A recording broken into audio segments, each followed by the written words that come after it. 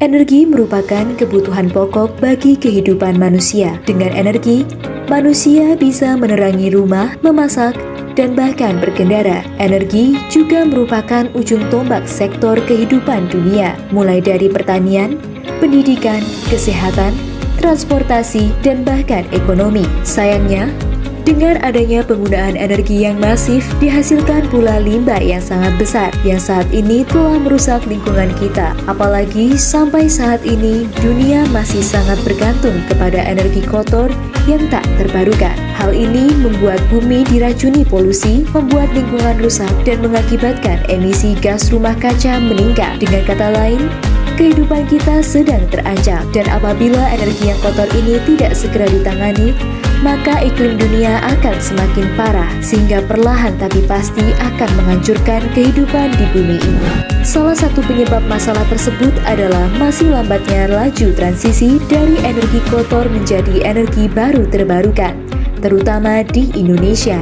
Namun ironisnya, masyarakat sendiri masih kurang terpapar akan informasi dan edukasi mengenai energi baru terbarukan, padahal mereka merupakan penggerak bagi transisi energi kotor menjadi terbarukan. Maka dari itu, di era kemajuan informasi ini diperlukan platform yang mampu mensinergikan antara sumber informasi dan edukasi mengenai energi baru terbarukan. Menjawab tantangan zaman, ZonaEBT.com hadir berdiri sejak April tahun 2021 sebagai platform media informasi dan edukasi terkhusus energi baru terbarukan.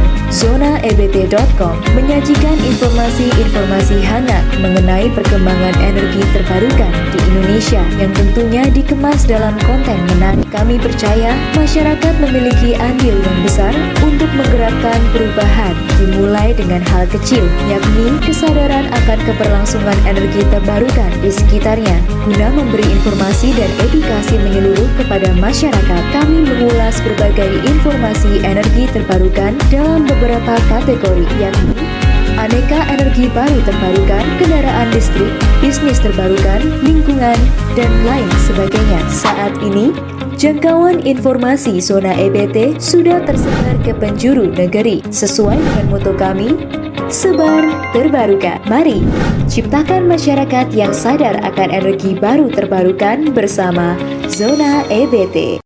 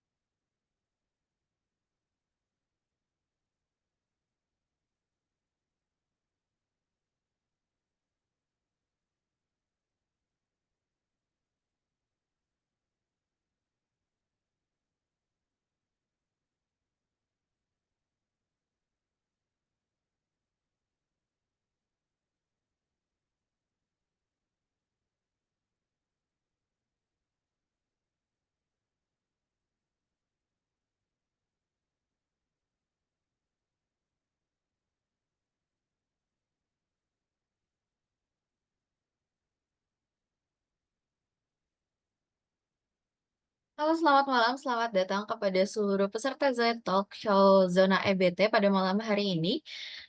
Halo teman-teman, perkenalkan nama saya Safa Zahra selaku fasilitator yang akan membersamai memandu acara talk show pada malam hari ini yang berjudul ZE Talk membahas ESG untuk perusahaan energi terbarukan. Izinkan saya memperkenalkan Zona EBT. Zona EBT merupakan startup yang berdiri sejak tahun 2021, di mana kami menjadi media informasi dan edukasi yang terfokus di energi terbarukan.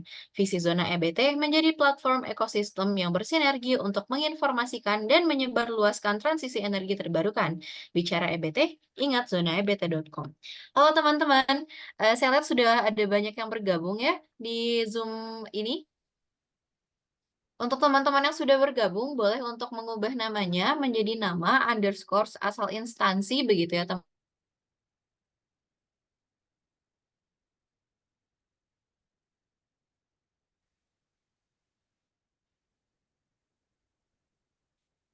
Nah, oke teman-teman, sudah 22 orang yang, hadir ya pada malam hari ini. Saya mau tanya-tanya kabar dulu nih sama teman-teman semua pada malam hari ini. Nah, gimana nih kabarnya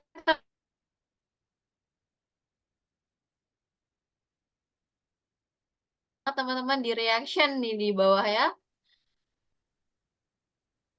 Apakah teman-teman berapi-api untuk mengikuti talk show pada malam hari ini? Atau mungkin ada teman-teman yang malam ini merasa sedih gitu ya, atau merasa udah ngantuk mungkin karena malam-malam? Atau ada juga yang sangat semangat gitu ya, senyumnya lebar sekali. Dia juga lebar sekali di fotonya. Oh, ini sudah ada yang reaction ya, Gregorius Widi.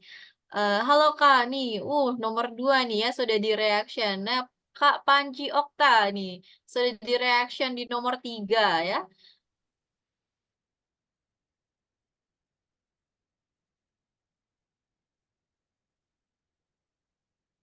Informasikan ya teman-teman, aku punya kabar gembira banget nih buat teman-teman semua yang udah hadir pada malam hari ini, pada talk show ini. Buat teman-teman yang udah hadir, boleh banget nih, kurang nih rasanya ya buat Gen Z gitu ya, untuk nggak ngebagiin ceritamu mengikuti ZA.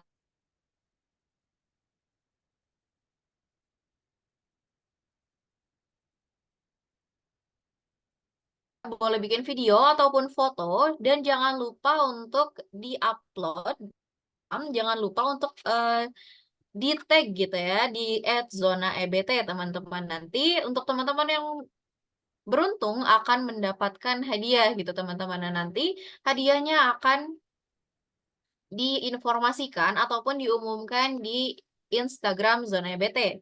Oleh karena itu teman-teman jangan lupa untuk, pantengin Instagram Zona EBT.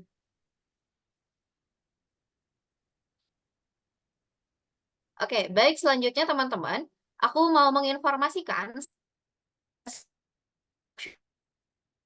kita Zona EBT juga punya, program lainnya, salah satunya adalah mini kelas. Mini kelas yang akan mendatang ini di tanggal 6 sampai 7 Maret 2024 jam 7 malam di platform Zoom, dengan judul Strategi Mengukur, Mengurangi, dan Mengkompensasi Jejak Karbon Perusahaan. Nah, buat teman-teman yang tertarik untuk bergabung, boleh, langsung aja dihubungin ke admin Zona EBT gitu ya, di bawah ini di layar. Selain itu kita juga punya mini kelas lainnya teman-teman. Nah itu nanti kalian boleh, cek di Instagram kami gitu ya. Nah selain dari mini kelas, kita juga punya acara bootcamp dan sertifikasi kompetensi. Nah untuk teman-teman, eee itu dengan judul Solar PV Engineer Online Bootcamp Batch 1, bootcamp-nya akan dilaksanakan di tanggal 1 sampai 23 Maret 2024, dan uji kompetensi akan dilaksanakan dari tanggal 1 sampai 3 April 2024. Ini nanti teman-teman untuk yang berminat gitu ya, boleh langsung ke admin Zona EBT.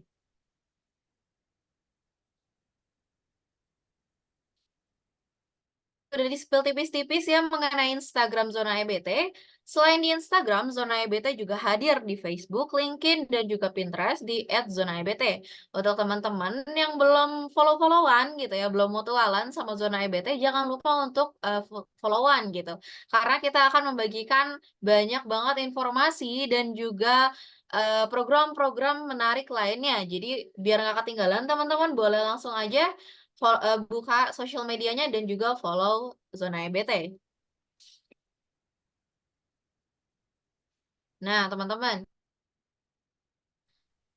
nih, salah satu sertifikat Blue Carbon. Jadi, apa sih sertifikat Blue Carbon ini? Jadi untuk membeli gitu sertifikat Blue Carbon, ini adalah paket sertifikat yang akan membantu kamu dalam menyerap 99 kilogram karbon karbon dioksida ekuivalen dari atmosfer di setiap pembelian dari sertifikat Blue Carbon. Nah, nanti kamu juga nanti ada partner petani. Kalian juga ikut melindungi dan memulihkan ekosistem karbon biru dengan melestarikan wilayah pesisir. Kalian juga telah mendukung komunitas lokal dengan memastikan petani aman dari bahaya selama perkebunan dengan peralatan perlindungan dan peralatan tanam, juga meningkatkan pendapatan petani dan memberi mereka keterampilan dan pelatihan iklim. Untuk teman-teman yang tertarik, sekali lagi boleh langsung ke admin Zona EBT. Oke, sebelum ke acaranya, teman-teman, saya mau menginformasikan dulu untuk aturan pada malam hari ini. Untuk teman-teman yang sudah bergabung, eh, teman-teman wajib mengenakan pakaian bebas rapi. Teman-teman yang sudah hadir boleh mengganti namanya dengan format nama underscore asal instansi. Kemudian teman-teman wajib menonaktifkan mikrofon dan juga menyalakan kamera jika bisa selama acara talk show berlangsung. Teman-teman, peserta mengaktifkan mikrofon ketika sudah dipersilakan oleh saya selaku MC nanti di sesi Q&A, teman-teman. Nah, teman-teman dilarang juga untuk mencoret-coret ataupun membuat kegaduhan baik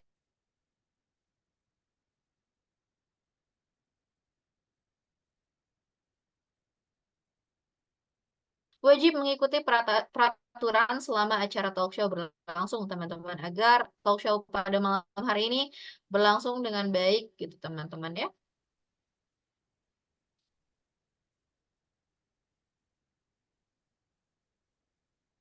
Oke, langsung aja tanpa berlama-lama, teman-teman sudah bergabung bersama kami pada malam hari ini. eh,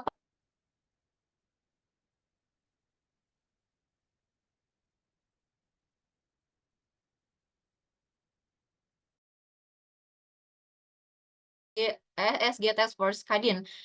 Halo Pak Vano, halo Bu Maria. Halo, selamat malam.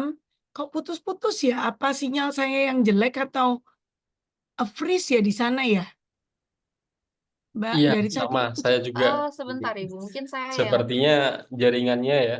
Iya, Oh ya, iya, sebentar, sepertinya sebentar. Mbak Safanya nih yang putus-putus Iya. nih Mbak. Kasihan ya. Halo Pak Pano. Halo Halo Mbak Bu Safa. Maria, salam kenal, Bentar, selamat mungkin saya datang izin juga. untuk beralih jaringan dulu, bentar ya. Oh boleh ya, Mohon maaf. Oh ya, silakan Mbak. Apa kabar Pak Pano, sehat? baik, sehat Bu Maria, bagaimana kabarnya? Ya, baik juga, sehat. Ini ya, udah pada malam nih, jam-jam kritis nih. Iya, tapi ini Bu ya, suka semangat teman-teman di sini malam-malam, Iya, masih mau ikutan. iya hebat nih. Lebih bagus lagi sih kalau videonya dibuka dulu ya, biar saya lihat wajahnya gitu, boleh nggak?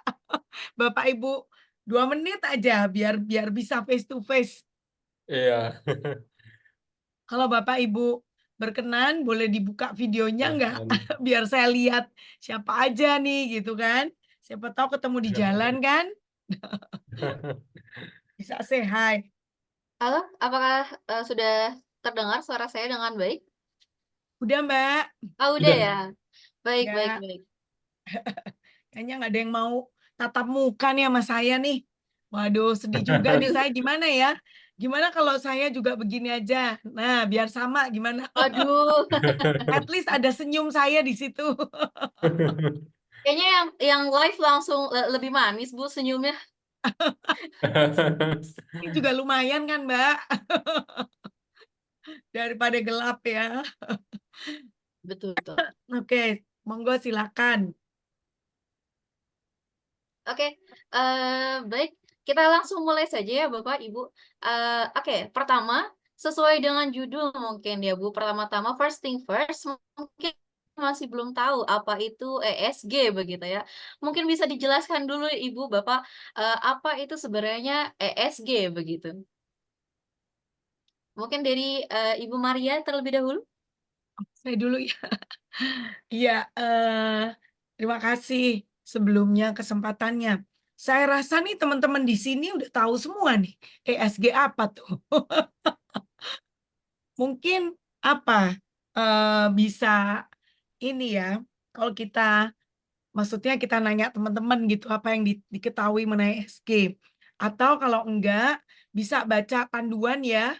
Mungkin udah pada tahu ya ada panduan ESG ya yang udah dibuat oleh Kadin.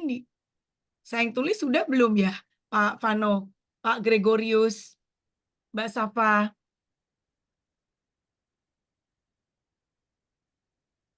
Udah tahu belum Kadin ada panduan? Wah ini kalau nggak dijawab saya nunggu juga deh. Kalau saya sendiri belum nih, Bu nih. Kalau Oh boleh ya, mungkin Bu dikasih tahu. iya boleh. Mau izin share screen boleh ya Mbak? Boleh, Halo? Ibu. Oh boleh ya. Izin, Mbak. Ini ya, Silakan Ibu. Bapak Ibu, silakan download. Ini sebentar ya, nih download gratis Bapak Ibu. Buka websitenya, download gratis, itu saya yang nulis dengan tim saya. Mungkin boleh 2 menit buka website, nanti di downloadnya ada di emailnya ya Bapak Ibu, jangan lupa dicek. Jadi ada ini daftar isinya. Nah itu mulai dari sejarah ESG apa ya, mengapa ESG diperlukan. Nah itu udah baca ini aja deh. Gimana? Selesai Mbak talk show-nya. Ada semua tuh di situ ya. Udah saya tulisin dan ada studi kasus loh.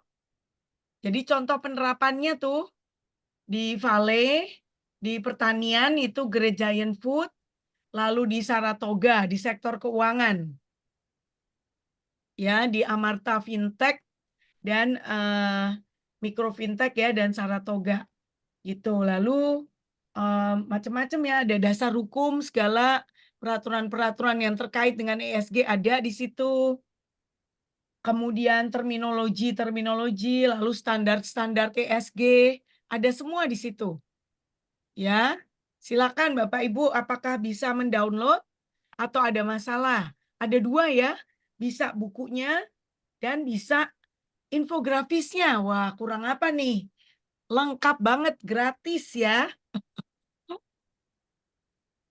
Ini Luar adalah biasa hasil sekali karya ya saya Bu ya. dan tim kami dari ISA ya, Institute for Sustainability and Agility. Dan juga perlu diketahui kalau di Kadin itu pro bono ya Mbak. Jadi yang bayar Tuhan Mbak. Oh alah. Luar Jadi biasa ini pro sekali. bono semuanya ya. Pro bono websitenya pun yang buatin kami ya. Perusahaan saya dan semuanya. Ya, jadi kalau buka websitenya ada video-videonya. Boleh lihat tuh Bapak Ibu ya. Contoh-contohnya penerapannya seperti apa. Komunikasinya pun ada. Disclosure mesti gimana ada tuh. Di videonya yang ada Vale. Lalu apa perbedaan CSR dan ESG ada juga tuh di situ. Di video-videonya ya. Nah, boleh silakan dilihat.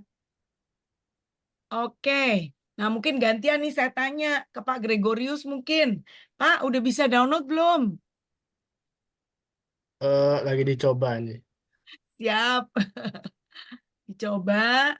Nanti langsung buka aja tuh sejarah ESG dan konsep ESG itu langsung ketahuan semua di situ.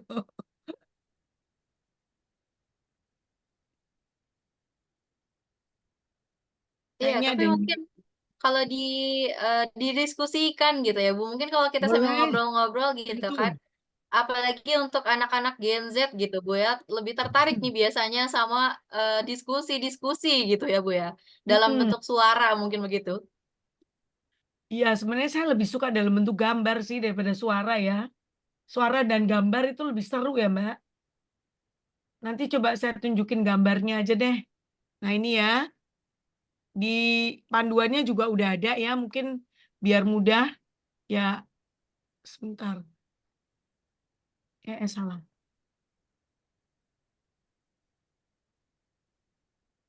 Nah, ini gambarnya kelihatan, Mbak Safa. Iya Bu, terlihat Ibu. Kelihatan ya? Oke, baik.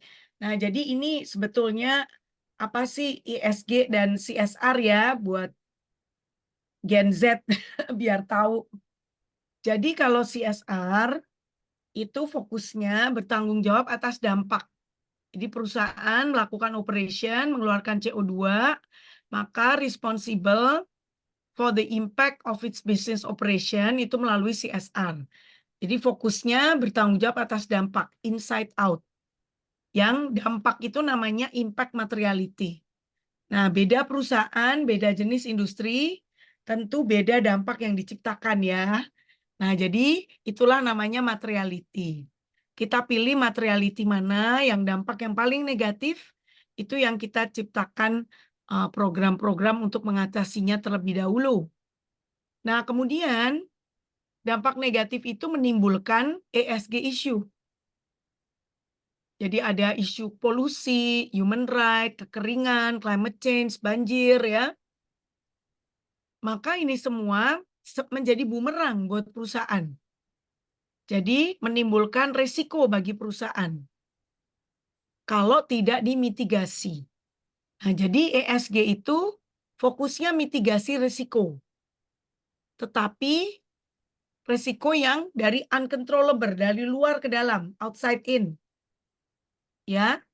Jadi dia fokusnya lebih kepada mitigasi risiko dan memanfaatkan peluang. Itu paling penting. Memanfaatkan peluang itu juga penting, bukan paling, juga penting. Nah, karena apa? Kalau kita tidak mitigasi dan tidak memanfaatkan peluang, maka itu bisa mengganggu financial performance kita. Nah, maka dari outside in itu namanya financial materiality. Itu sih kira-kira Mbak, mungkin kalau ada yang kurang jelas boleh tanya.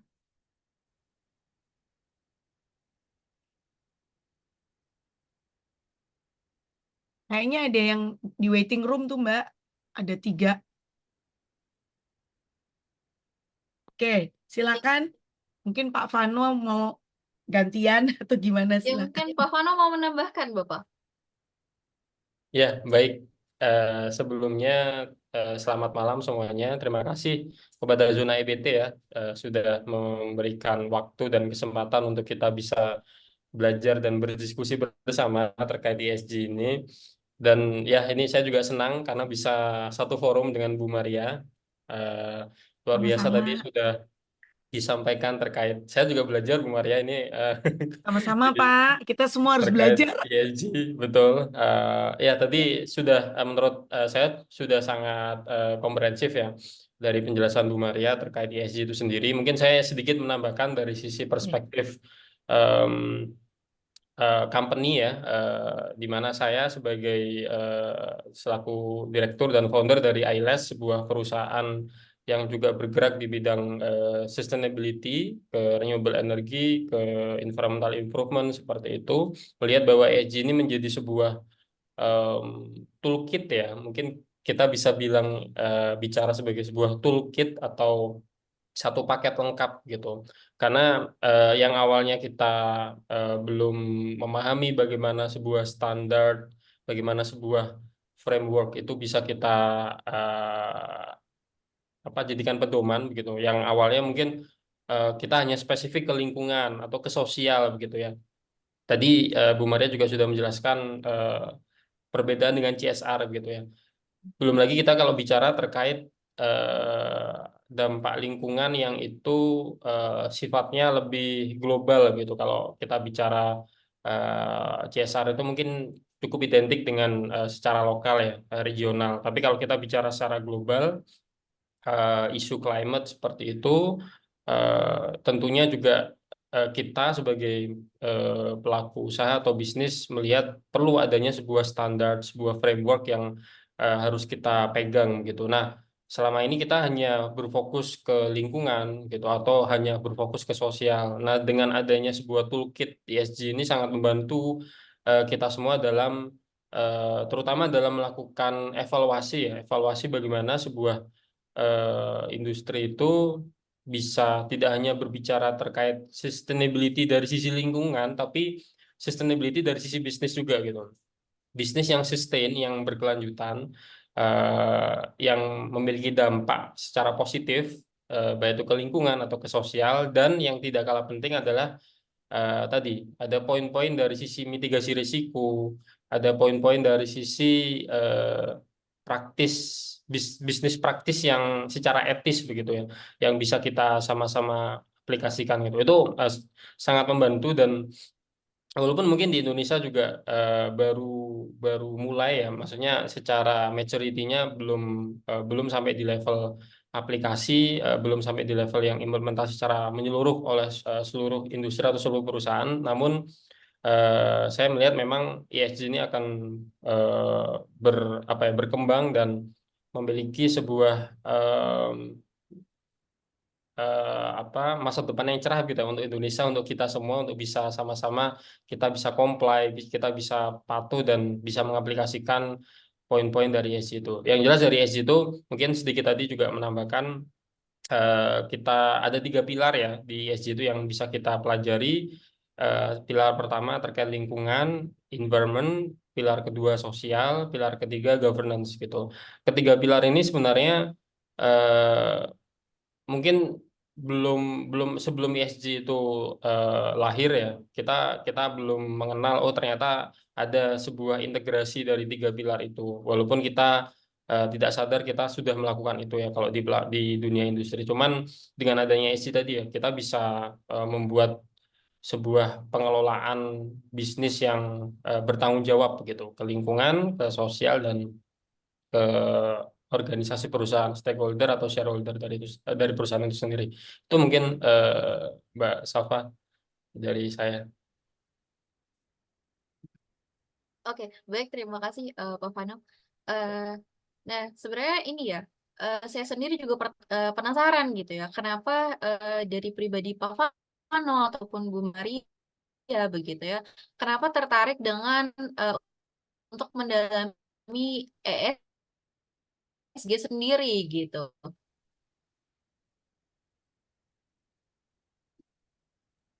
Halo Mbak Safa, terus Sepertinya masih Ih, freeze ya. masih freeze Tadi Mbak Safa. Mungkin diulang dikit lagi Mbak. iya Oh iya, pertanyaan. mungkin kalau boleh tanya gitu ya Bu, kenapa Pak Fano dan Bu Maria tertarik gitu untuk mendalami lebih lanjut mengenai ESG ini gitu? Ya, mungkin Pak Fano dulu kali ya, gantian. Mau izin ya Bu Maria ya. Ya, monggo Pak. Ya, Monggo. Mbak Safa, terima kasih.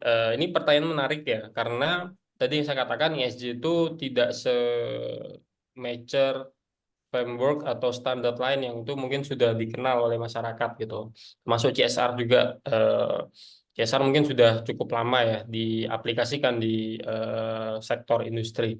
Nah, kenapa saya tertarik gitu ya, atau perusahaan kami tertarik untuk terjun di ESG itu karena pertama kita melihat tadi ESG itu membuat kita semua jadi belajar bagaimana menciptakan sebuah ekosistem bisnis yang sustain. Sustain ini balik lagi ya, kita mungkin sedikit mengerucutkan sustainability itu hanya tentang lingkungan gitu.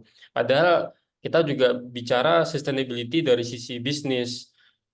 Kita oke, kita sedang membuat sebuah bisnis atau sedang mengoperasikan sebuah bisnis yang itu peduli terhadap lingkungan, tapi ternyata bisnisnya tidak bertahan lama gitu. Itu artinya tidak sustain kan. Nah, di ESG inilah kita belajar gitu bagaimana bisnis kita itu bisa sustain, bisa berkelanjutan. Kita juga bisa tahu bagaimana mungkin secara sederhana ya kita bisa tahu kira-kira eh, apa saja risiko-risiko yang mungkin nanti kita hadapi dan bisa kita mitigasi begitu. Karena dari situ akhirnya kita bisa tahu untuk kepentingan yang lebih strategis ya, kita bicara untuk entah itu kita untuk pengembangan bisnis, investasi gitu. Kita jadi bisa belajar risiko-risiko dan mitigasinya itu bisa kita identifikasi dan tentunya nanti dari sisi bisnis kita juga bisa mengaplikasikan praktek-praktek yang bertanggung jawab gitu. Tidak ada praktek yang apa namanya masuk ke penyelewengan atau masuk ke praktek-praktek negatif, monopoli segala macam. Jadi pada intinya itu mendorong kita semua, baik itu sektor industri, pemerintah bahkan begitu, dan masyarakat bisa mengenal bahwa bisnis yang sustain itu memang bisnis yang bisa dipertanggungjawabkan gitu, baik itu ke lingkungan, ke sosial atau ke masyarakat secara umum gitu. Nah, itu yang sebenarnya poin-poin di mana kita melihat ESG itu menjadi sebuah apa ya toolkit tadi ya, sebuah paket lengkap sebenarnya yang kita tinggal mau pelajari atau enggak gitu, dan kita mau aplikasikan atau enggak itu balik lagi ke diri kita masing-masing. Seperti itu Mbak Safa. Oke, baik, terima kasih Pak Fano gitu ya. Kalau dari Ibu Maria sendiri gitu Bu, apa yang membuat Ibu tertarik untuk mendalami ESG sendiri Bu? Ya, kalau melihat kalau Bapak Ibu di sini sempat melihat LinkedIn saya ya, sebetulnya kegiatan saya di bidang sustainability itu sudah sejak tahun 2008, Mbak. Mbak Safa masih SD ya mungkin ya? Canda. 2008 saya belum masuk SD, Bu. Nah, makanya belum masuk SD ya. Nah, itu saya waktu itu mendesain kurikulum Magister Manajemen di bidang sustainability di salah satu universitas ya di Jakarta. Tapi saya sudah resign tahun 2022 karena tahun 2020 saya pindah ke Australia gitu ceritanya Mbak Safa. Jadi saya pindah ke Australia terus tapi dari tahun 2008 itu saya memimpin program S2 tersebut gitu ya. Nah, terus tapi saya udah nggak ngajar lagi di situ ya. Jadi memang passion saya adalah education. Tapi at the same time, di universitas tersebut, saya pun juga mendirikan pusat studi yang memberikan konsultasi kepada perusahaan-perusahaan tentang bidang CSR dan sustainability. Nah, dari situ, kasus-kasus yang saya kerjakan untuk klien, itu saya pakai untuk kurikulum, gitu ceritanya. Jadi, sekarang sistemnya udah nggak seperti itu karena saya udah nggak di situ dan sudah di-handle oleh fakultas, jadi udah nggak ada seperti itu lagi gitu sistemnya. Jadi dulu tuh sistemnya bagus sekali di mana para mahasiswa itu mendapatkan tools-tools untuk mendesain program CSR, sustainability yang strategik. Nah, ceritanya begitu tuh Pak Vano. Nah, kemudian setelah kan dunia berkembang terus ya Pak Vano ini karena Mbak Safa on and off jadi aku ngobrol sama Pak Vano dulu deh dan yang lain sama Pak Gregorius nih, halo Pak Gregorius. Jadi ada teman ngobrolnya ya. Yang lainnya nggak tahu deh nih dengerin apa enggak. Nah, jadi itu saya melihat bahwa memang banyak sekali orang yang belum paham boro-boro ESG, Mbak. CSR aja masih pada bingung gitu kan. Karena CSR-nya itu singkatannya masih cuma soal rupiah gitu ya, donasi ya. CSR juga cuma sosial ranahnya. Padahal CSR yang benar itu CSR yang strategik. Nah, jadi itu yang saya waktu itu educate ya di dalam magister manajemen tersebut. Nah, kemudian sekarang saya mengembangkan kurikulum tersebut di Universitas Sanata Dharma Yogyakarta. Nah, Pak Vano di Jogja ya? Bukan? Iya, iya, Bu. Nah, sip, Pak. Nanti Agustus, Pak, itu udah launching programnya. Itu saya yang mendesain kurikulum, saya juga ngajar di situ, tapi sebagai dosen tamu ya, saya nggak Ya. jadi dosen full time. Nah, itu ada online sama offline, jadi hybrid learning. Jadi itu menarik sekali.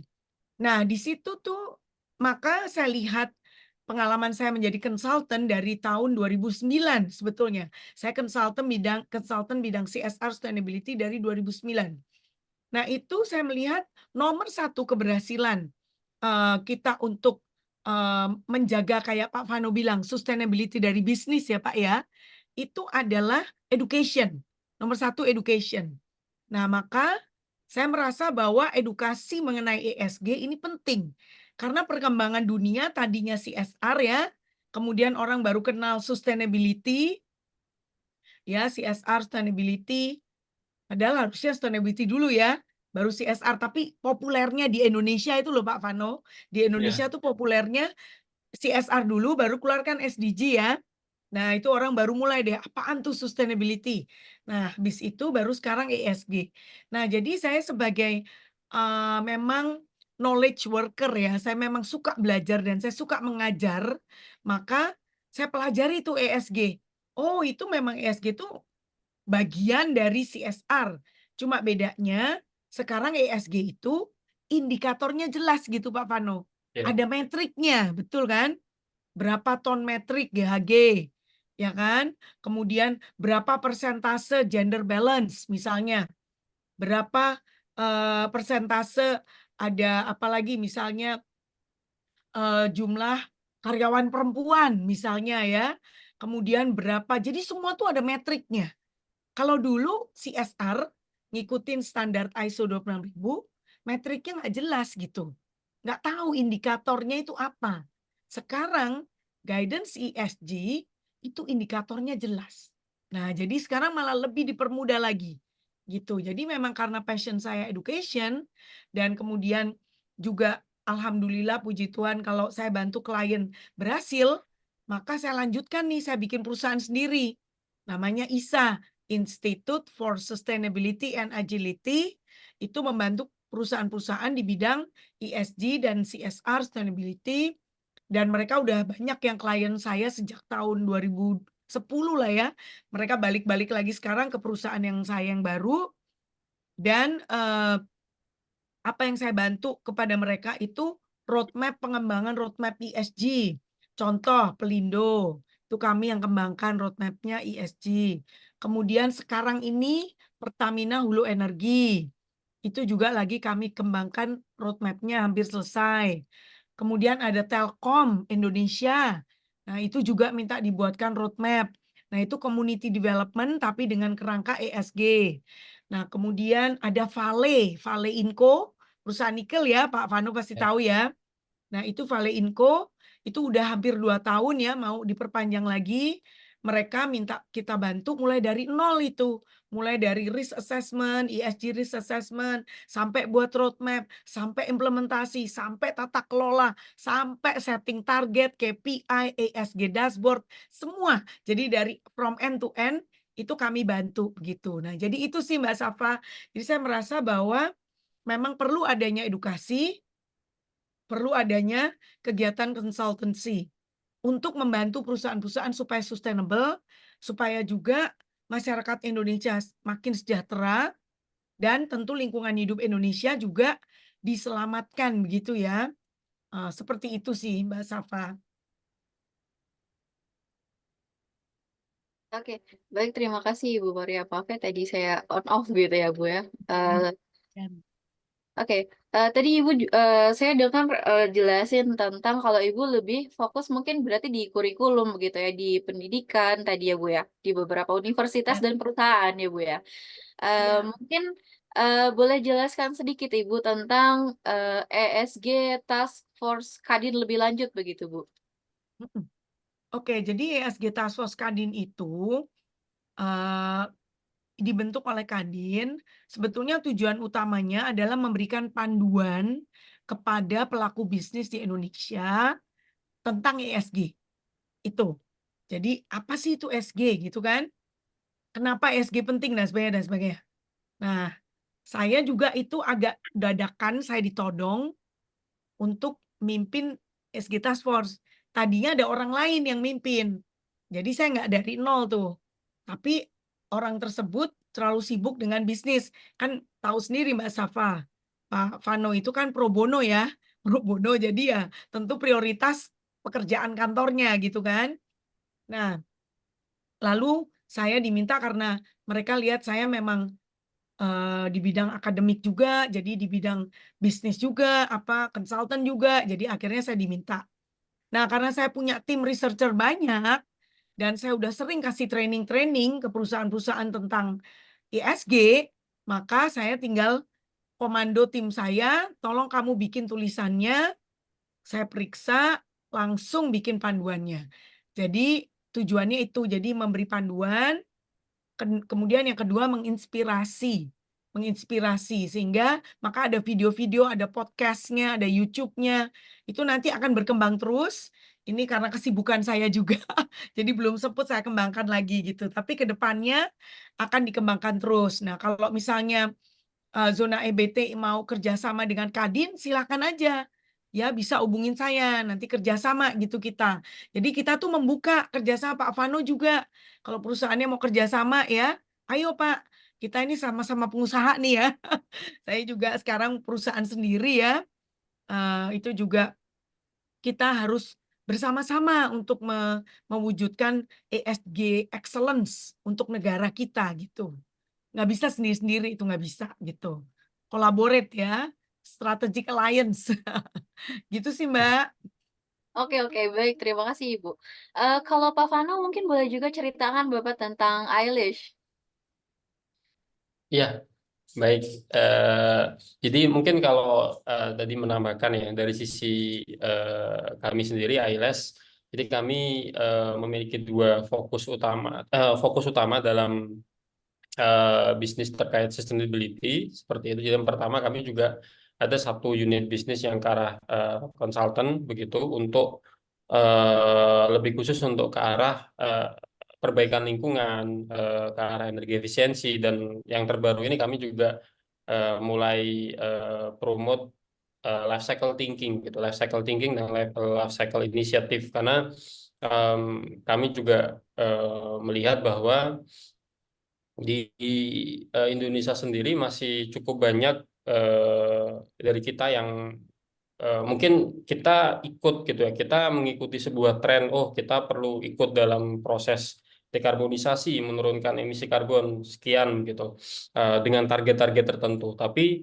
eh, di kami gitu, di AILA sendiri kami memiliki satu tools untuk mendefine apa yang menjadi akar masalah dari suatu problem lingkungan itu, sehingga kami bisa kasih satu bentuk rekomendasi untuk secara spesifik dan itu sesuai dengan dampak lingkungan atau hotspot yang itu dihasilkan gitu. Itu masuk ke dalam inisiasi kami. Kami juga melakukan capacity building, training, membentuk training buat teman-teman semuanya, baik itu yang dari sektor industri, akademisi, untuk mengenal tentang life cycle initiative itu. Lalu yang kedua, kami juga mengarah ke project development. Project development ini kami ada beberapa project yang kami kembangkan, baik itu dari sisi energi efisiensi, kami melakukan upaya untuk penghematan energi untuk customer-customer kami, lalu juga transisi energi, di mana sekarang juga pemerintah cukup mendorong pelaku usaha itu untuk transisi energi ya, shifting ke renewables dengan beberapa macam program, mulai dari bauran energi 23%, lalu juga dituntut juga untuk melakukan penurunan emisi karbon 31% di tahun 2030 nanti gitu. Jadi em, kami juga melakukan pengembangan pengembangan proyek itu ke arah tadi dekarbonisasi atau energi efisiensi. Itu yang kami lakukan. Nah, tentunya sebenarnya ESG ini baru kami jadikan concern ya, baru kami pelajari, sebenarnya juga masih masih sangat baru. Tentunya ini saya sangat bersyukur bisa bertemu Bu Maria, bisa banyak belajar juga terkait ESG itu sendiri. Jadi kami sendiri sebenarnya masuk karena kami melihat di bidang pengembangan inovasi sosial begitu ya. Bagaimana kami juga turut membantu dalam proses inovasi-inovasi perbaikan lingkungan yang itu punya irisan ke arah sosial. Nah, ketika kami melakukan beberapa pengembangan proyek ke sana, kami mendapati memang eh, selama ini belum ada matriks yang clear begitu ya, matriks yang jelas terkait bagaimana kita bisa mencapai target gitu, mencapai target dari sisi apakah itu dari sisi penurunan emisi karbon, entah itu dari sisi peningkatan value dari suatu community begitu. Nah, matriks-matriks itu setelah kami lihat belum ada yang terkelola dengan baik. Akhirnya itu kami mendapati bahwa oh ternyata ada ya satu tools ESG itu begitu. Nah, jadi selain sebagai sebuah inisiatif, ESG itu bisa juga membantu dari segi bagaimana kita bisa mencapai suatu target dengan matriks, dengan KPI yang jelas gitu. Itu yang menurut kami di ILS sangat membantu ya. Jadi di beberapa customer kami yang awalnya mungkin mereka hanya berfokus ke oke, kami ingin menurunkan emisi karbon sekian gitu. Tapi dengan adanya sebuah sebuah standar ya, sebuah framework ESG itu kita juga akhirnya bisa terbantu begitu untuk menentukan eh, bagaimana mencapai itu. Lalu juga kita hubungkan dengan aspek-aspek lain yang tentunya itu juga ikut berdampak dari sisi bisnis yang sustain, yang bertanggung jawab gitu. Itu yang kami juga lakukan untuk pengembangan ke arah proyek. Jadi kami mungkin kalau Bu Maria tadi itu membantu perusahaan dalam mengevaluasi ataupun assessment ya, dan mendorong supaya perusahaan ke ESG. Nah, kalau di kami di ILS kami membantu mereka untuk mengimplementasikan itu gitu. Jadi kalau misal kita bicara penurunan emisi karbon, kita perlu apakah pendekatan kita ke nature base, kita menanam mangrove, atau kita perlu ke arah mechanical base yang itu bisa jadi arahnya lebih ke engineering sistem ya. Bisa jadi kita mengganti bahan bakarnya, kita mengganti ke eh, apa namanya sistem energi yang lebih ramah lingkungan dengan solar PV misal.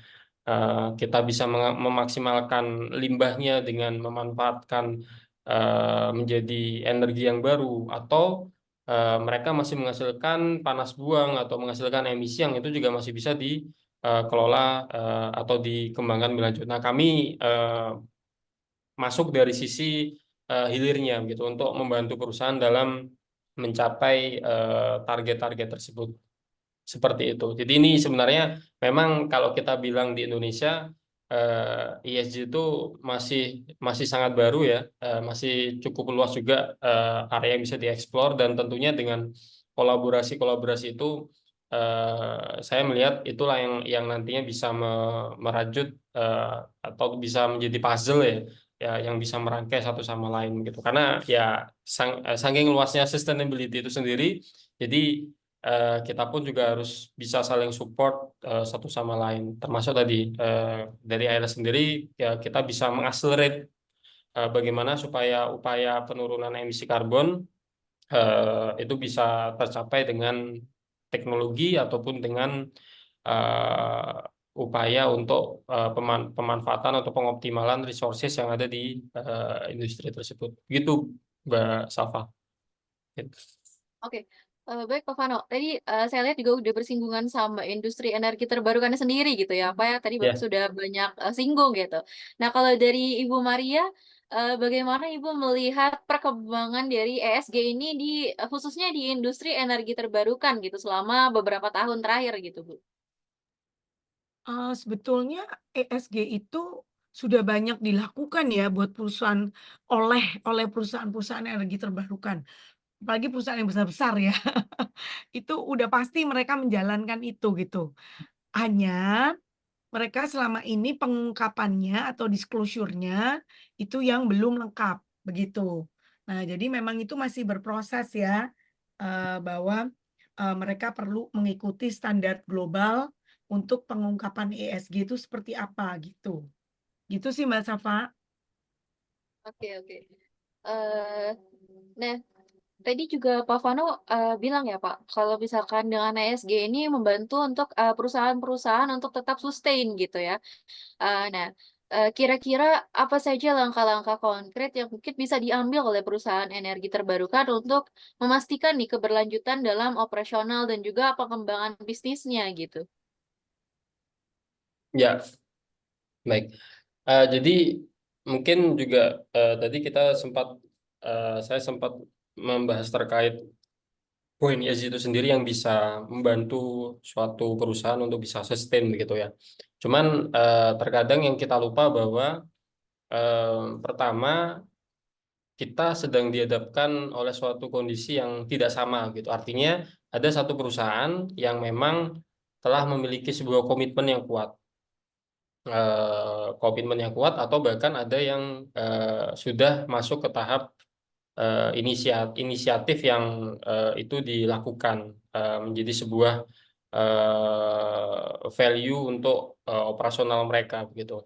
Atau ada juga yang tahapnya masih dalam proses baru membangun awareness begitu, baru membangun eh, sebuah concern untuk mau belajar tentang ESG itu sendiri. Jadi ini memang menjadi sebuah tugas besar ya. Tadi saya sepakat dengan Bu Maria bahwa eh, yang akan menjadi salah satu penggerak ini adalah bagaimana kita bisa membuat sebuah mengedukasi gitu ya, mengedukasi masyarakat pelaku usaha untuk tidak hanya mengenal tentang sustainability, tapi kita juga punya sebuah framework, sebuah standar yang itu bisa digunakan gitu. Nah, balik lagi, jadi ESG itu sebenarnya kenapa kok bisa dikatakan sangat membantu? Eh, Terlebih kalau kita bicara di sektor-sektor yang sifatnya memang eh, apa ya, berorientasi ke lingkungan gitu. Contohnya kalau tadi Mbak Safa sempat sampaikan di sektor renewable energy misalnya, yang memang kita tahu renewable energy adalah sektor yang berorientasi ke lingkungan gitu. Nah, di ESG sendiri memang kita nantinya akan melihat ya, terutama di pilar-pilar yang berkaitan dengan lingkungan, itu kita akan mendalami, menyelami dari sisi apakah bisnis kita eh, itu kita mempraktekkan bisnis yang itu bertanggung jawab ke lingkungan gitu ya. Nah, ada salah satu hal yang menarik yang itu mungkin ini bisa jadi sebuah ini ya, sebuah apa ya, bahan diskusi kita gitu ya, terkait di sektor energi terbarukan sendiri.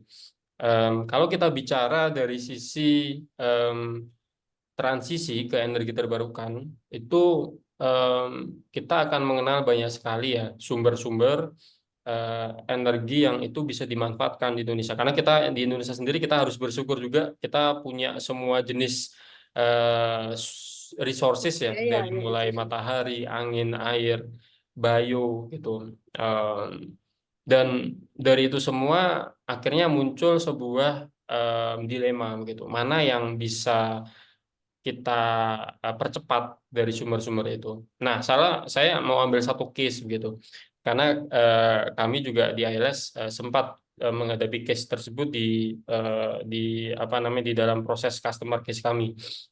Jadi ketika ada satu perusahaan yang memang masih menggunakan fosil begitu ya, fosil fuel, batu bara untuk proses industri mereka, untuk pembuatan atau untuk generating steam seperti itu, mereka karena ada tuntutan itu mereka akan melakukan transisi. Nah, yang menjadi pertanyaan, transisi kemana begitu? Mereka sudah punya satu sistem yang cukup well established ya, sudah beroperasi dan sudah masuk di tahap yang efisien gitu secara operasional.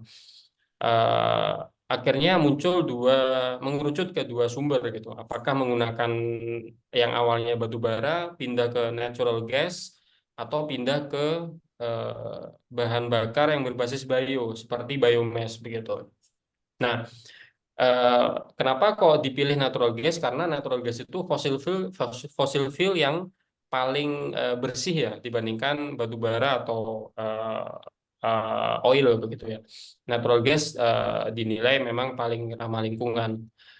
Itu dipilih juga karena secara distribusi juga cukup mudah, karena kalau kita bicara natural gas kita bisa menggunakan jalur pipeline seperti itu dengan infrastruktur yang juga bisa bisa dilakukan atau di cover oleh industri-industri baik itu BUMN ataupun swasta gitu. Nah, balik lagi ke eh, tujuan awal kita transisi ke energi terbarukan, berarti itu tidak tercapai dong kalau kita menggunakan natural gas. Nah, akhirnya mengerucut ke pilihan untuk menggunakan biomass. Nah, biomass ini eh, sebenarnya bisa dikatakan sumber sumber bahan bakar terbarukan yang paling bisa diraih ya. Artinya secara teknologi itu tidak perlu melakukan perubahan yang masif karena bisa dilakukan proses pencampuran langsung ke batu bara begitu.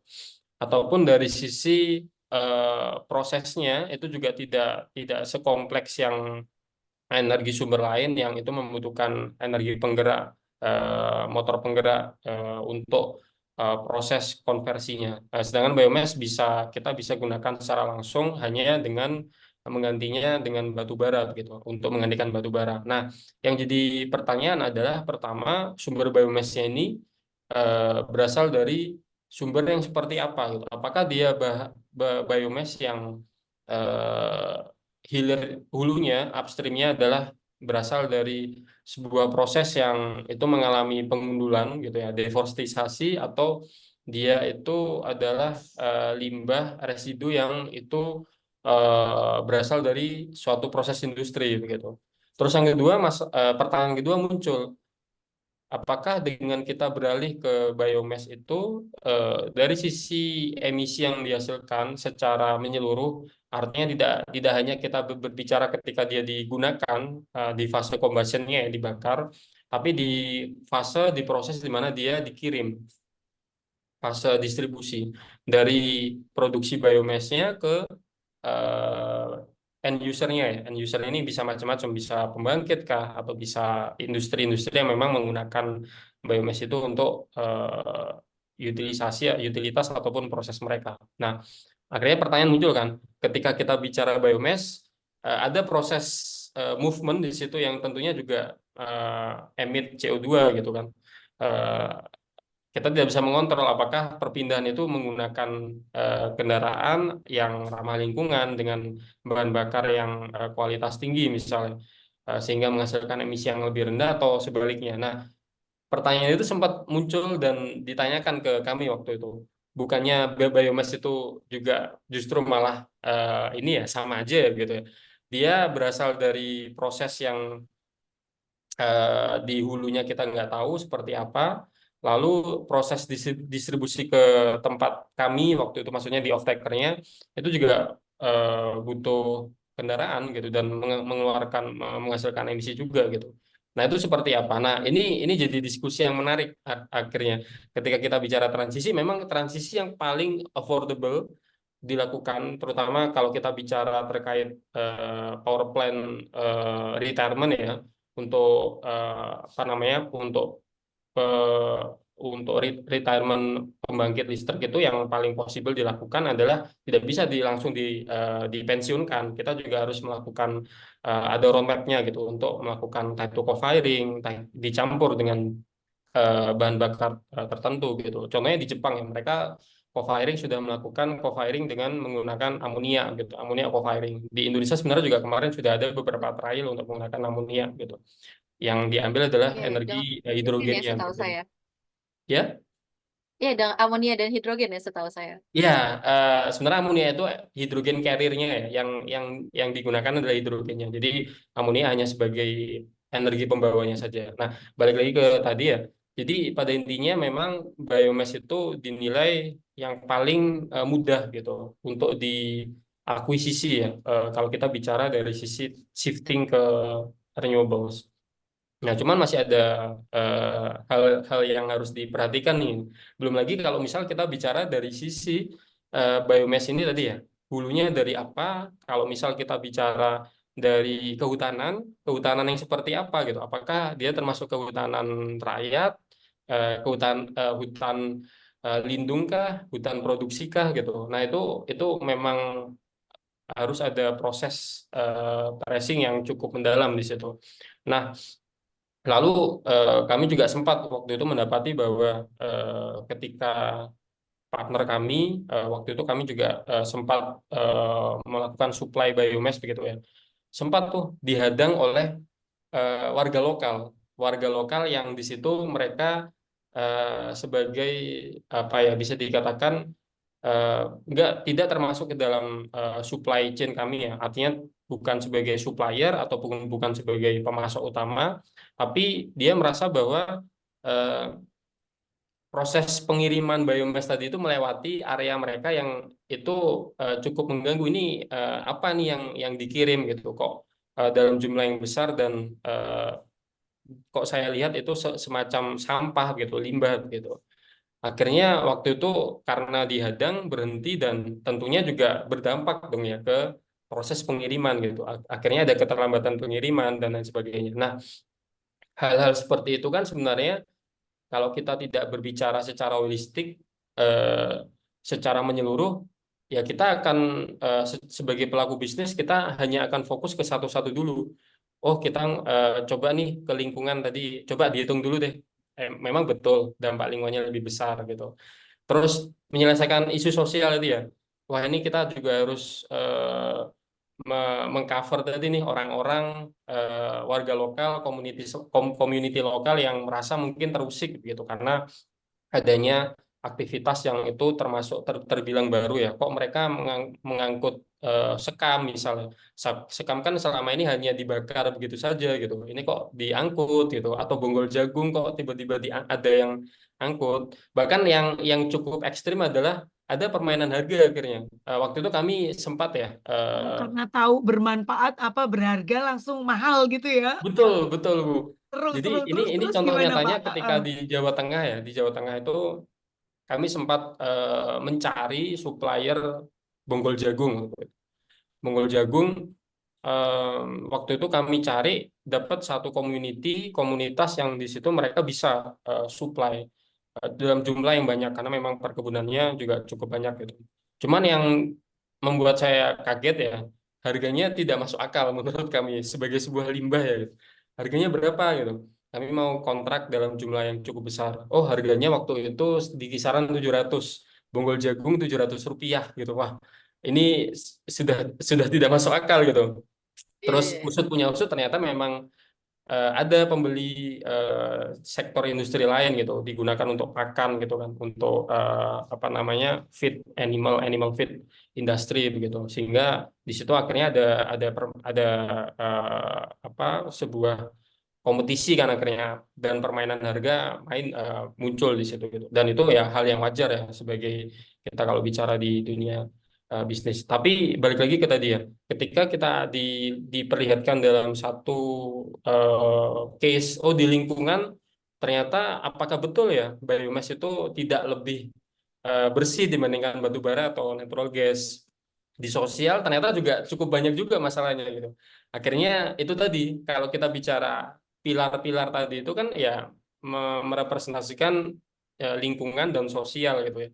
Nah, ESG inilah yang sebenarnya bisa sebagai misal kita sebagai pelaku usaha di bidang biomass tadi, kita bisa bisa juga mengcover tadi aspek sosial. Kita bisa lihat bagaimana kita bisa sosial purpose-nya bisa kita ambil di situ. Apakah memang sejauh mana bisnis ini bisa berdampak ke sosialnya, segala macam itu yang sebenarnya hal-hal seperti itu yang kami rasa ESG memang menjadi salah satu tadi alat yang bisa digunakan untuk mengatasi beberapa hal yang terjadi sekaligus gitu ya.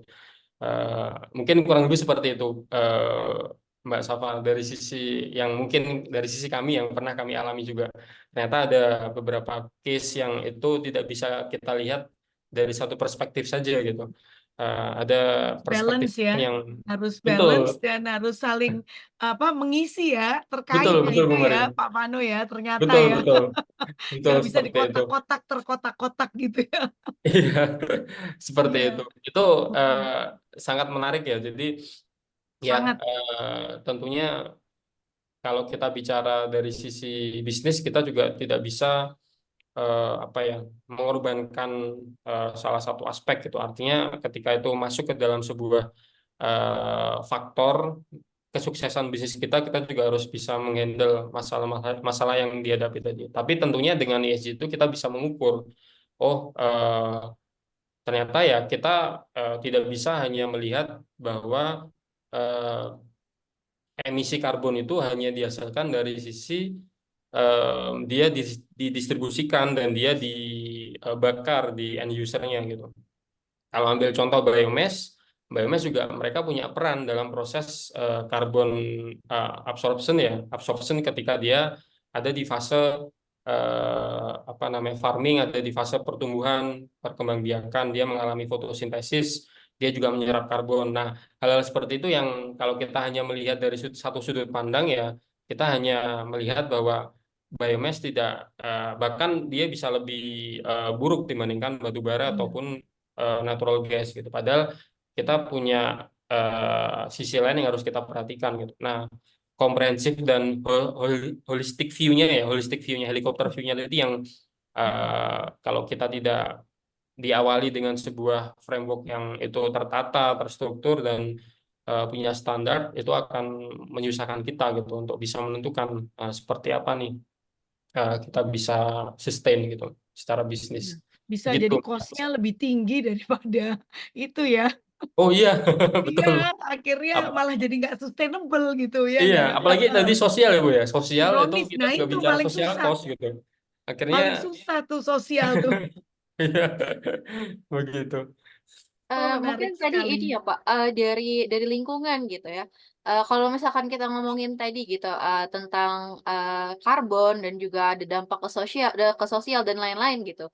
Tentunya dampak-dampaknya ini ataupun, apa namanya, progres gitu ya, itu kan harus selalu diawasi gitu kan, diukur dan juga dilaporkan gitu ya, dampak lingkungannya gitu. Nah, bagaimana perusahaan itu mengukur juga ataupun melaporkan dampak-dampak lingkungan dari kegiatan operasionalnya itu sendiri gitu, Pak. Karena kan kalau misalkan tidak diawasi mungkin begitu ya, mungkin nanti kemana-mana gitu ya, ataupun mungkin dari Bu Maria gitu, Bu, gimana caranya nih biar perusahaan-perusahaan ini tuh nggak cuman di awal aja gitu, nggak cuman, "Oh ya, saya berkontribusi," gitu, tapi cuman sampai di perancangan saja gitu. Gimana biar ini tuh terus-terus berkelanjutan sampai, ya sampai lama gitu?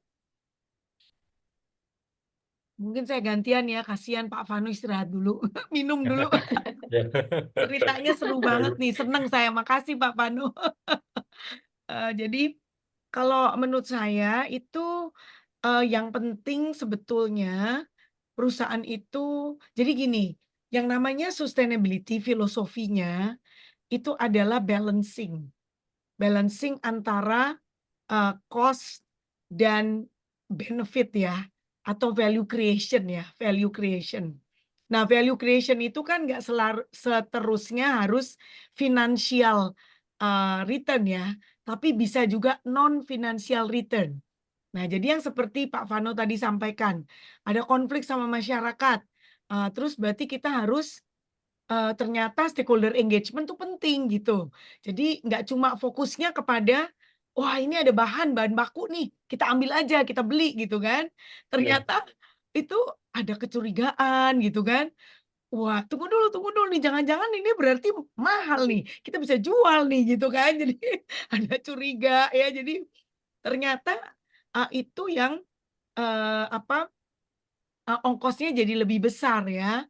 Nah, Ya. jadi, iya, jadi sama juga halnya dengan kalau perusahaan itu, melakukan action-action yang di bidang sosial, bisa menciptakan value untuk society, ya kan. Nah, itu kan namanya investasi sosial, makanya namanya investasi. Karena kalau kita bilang investasi, harus ada return, gitu kan. Nah, investasi sosial return-nya adalah kelancaran operasi atau dengan kata lain perusahaan itu mendapatkan SLO, Social License to Operate. Nah, Social License to Operate itu diberikan oleh masyarakat, di mana itu adalah license yang bentuknya informal, license ya. Apa bentuk license to operate-nya itu? License-nya adalah, oh didukung, oke Pak Vanu silakan, boleh lewat, monggo, ditunggu ya Pak kembalinya ya, nanti kita akan banyak limbah yang lain, silakan Pak, diambil aja, jangan ke tempat lain ya Pak, ngambil dari tempat kita. Nah itu adalah dukungan yang merupakan social license to operate ya. Nah, kalau sudah mendapatkan social license to operate itu, maka bisnis itu akan lancar kan, operation-nya lancar gitu. Nah, baru dia otomatis akan dapat return gitu ya, secara finansial gitu kan. Nah, jadi, balancing itu yang lebih penting Mbak Safa. Jadi kita jangan fokusnya, "Oh ngukur ini kamu berapa, ngukur-ngukur." Tapi persis seperti Mas Vano sampean Pak Vano tadi sampaikan, saya masih muda banget nih.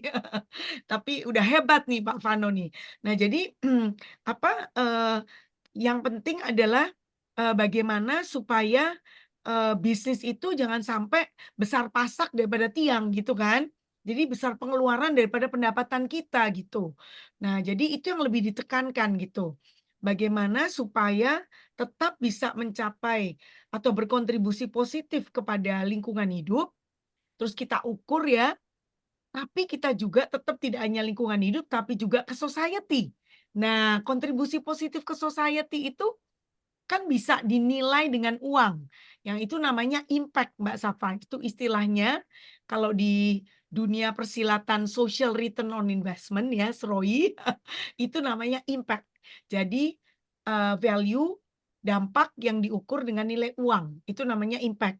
Jadi itu dalam dictionary-nya, glossary-nya SROI ya, Social Return on Investment. Nah, jadi impact-nya itu pun juga merupakan yang bisa diukur gitu Mbak Safa. Jadi misalnya dengan, oh Pak Vano lessons learn ya, berarti ke depannya kita approach dulu masyarakat nih, kita engage dulu, kita bicara baik-baik, kita jelaskan maksud kita apa, lalu nomor satu jelaskan apa benefitnya buat mereka. Nah itu dulu, ya ini kayak negotiation skill ya, apa benefit buat mereka, mereka udah tahu, oh ini nanti benefitnya. Nah itu untuk apa? Trust building. Nah trust building ya, tentu pada saat awalnya untuk stakeholder engagement itu kan butuh uang ya, pasti butuh tuh. Ngajak ngopi-ngopi kek ya, butuh waktu ya kan, takes time kan. Waktu adalah uang ya. Nah, itu bisa dihitung semua tuh. Tapi kalau itu semua sudah diinvest di depan, maka nanti bisnisnya akan lancar. Nah, itulah mendapatkan return-nya. Nah, jadi yang paling penting tuh Mbak, ESG itu adalah perusahaan harus sadar, semua itu adalah investment. Ya, jadi jangan cuma mikir ngukur-ngukurnya aja, tapi invest dulu gitu. Invest itu bisa dalam bentuk real asset dan financial asset dan juga bisa ke human asset gitu ya. Society aspeknya itu adalah human-nya gitu. Gitu. Jadi seperti itu sih Mbak, jadi balancing-nya. Itu yang paling penting, baru nanti kalau udah balance, maka pasti pengukurannya hasilnya bagus gitu. Gitu Mbak Safa. Oke, oke. Eh, terima kasih Ibu. Seru banget nih dari tadi kita saya dengar-dengar Ibu gitu ya, dengar-dengar Pak Vano gitu ya. Mungkin saya juga mau ngasih kesempatan nih buat penonton-penonton gitu untuk hadirin yang sudah datang pada malam hari ini Bu di Zoom untuk mungkin mau berdiskusi langsung gitu sama kita ya Bu ya. Saya buka sesi Dengan Q&A senang mungkin ya Bu hati. ya. Ya, ditunggu nih. Seneng banget nih kalau Ya, ada yang nanya-nanya atau oke. sharing Baik nih juga teman-teman. pengalamannya. Betul. Silakan. Ya. Teman-teman yang mau bertanya boleh angkat tangan, raise hand, nanti saya akan bantu untuk unmute ataupun bisa di kolom Q&A yang ada di bawah yang sudah disediakan teman-teman. Nanti akan dibantu untuk dijawab gitu ya. Nanti kita diskusiin bareng nih semuanya di malam hari ini. Oke, teman-teman boleh yang mau bertanya nanti langsung raise hand ataupun ada di kolom Q&A gitu ya. Boleh saya buka sesi Q&A-nya teman-teman. Nah, mungkin sambil menunggu ya Bu, tadi kan dibilang harus balance dengan society gitu Bu ya, apalagi tadi mungkin yang, sosial itu agak susah ya Bu ya. Berarti dalam, praktek ESG ini gitu ya, selain dari internal perusahaan begitu, berarti, penting juga untuk, apa ya, untuk menjelaskan gitu ya, mengikut sertakan masyarakat sekitar begitu mungkin ya Bu ya? Ya, betul sekali, Mbak. Memang yang paling susah itu kan me-manage manusia ya, gitu. Kalau cuma me-manage finance aja gampang ya, Pak Pano ya, Ya. me-manage ngitung-ngitung ya, ngitung-ngitung, lalu engineering ya, kalau udah mulai Eh, bangun-bangun tuh gampang ya, Pak. Tapi eh, manusianya ini loh yang paling berat, ya. betul. Jadi nomor satu memang harus stakeholder engagement dulu ya. Nah, itu penting sekali. Jadi kita harus tahu dengan siapa kita harus engage ya. Maka itu istilahnya social apa stakeholder mapping ya. Mapping-mapping kayak gitu. Nah, lalu approach-nya apa gitu. Jadi apa interest-nya mereka itu memang harus dianalisa juga gitu. Itu adalah part of investment ya in the in the beginning ya. In the beginning emang capek dulu nih, agak lama jadi mulai bisnisnya. Tapi begitu sudah terbangun itu yang namanya trust atau social license to operate, udah langsung lancar berikutnya, gitu. Itu sih, Mbak. Ini kayaknya pada malu-malu atau pada ngantuk nih, Mbak? Udah jam 8 soalnya nih, udah Atau mau selesai ya? terlalu fokus mungkin ya Bu ya dari tadi. Oh, mungkin Kali ya. teman-teman kelewat nih. Saya tadi sudah buka sesi Q&A-nya teman-teman di layar juga sudah ada sesi Q&A. Buat teman-teman yang mau bertanya, boleh langsung raise hand aja teman-teman ataupun ada di kolom Q&A yang ada di bawah. Mungkin teman-teman bisa lihat ada di bawah. Begitu. Iya.